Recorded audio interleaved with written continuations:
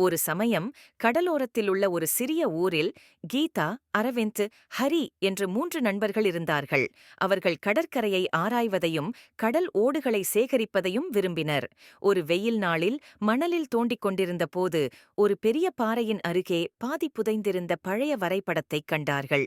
உற்சாகமாக அவர்கள் வரைபடத்தை விரித்து விரிகுடா முழுவதும் காட்டில் ஆழமான ஒரு குறிக்கப்பட்ட இடத்தைக் கண்டார்கள். அவர்கள் ஒன்றாக வரைபடத்தை பின்பற்ற முடிவு செய்தனர். தின்பண்டங்கள் மற்றும் அவர்களின் நம்பகமான மண்வாரி. அவர்கள் உயரமான மரங்கள் வழியாக நடந்து ஒரு பெரிய முறுக்கப்பட்ட மரத்துடன் கூடிய வெட்டவெளியை அடையும் வரை ஓடிக்கொண்டிருந்த ஆற்றைக் கடந்தார்கள். மரத்தின் அடியில் தோண்ட ஆரம்பித்தனர். சிறிது நேரத்தில் அரவிந்தின் மண்வெட்டி ஏதோ பலமாக அடித்தது. பளபளப்பான நாணயங்கள் மற்றும் வண்ணமயமான கற்கள் நிறைந்த ஒரு சிறிய புதையல் பெட்டி அவர்கள் கண்டுபிடித்தனர். அவர்களால் தங்கள் கண்களையே நம்ப முடியவில்லை. ஆனால் பயணமும் வழியில் நீங்கள் செய்யும் நண்பர்களும் தான் உண்மையான பொக்கிஷம் என்று உள்ளே ஒரு குறிப்பு இருந்தது. மிகப்பெரிய ஆச்சரியம்.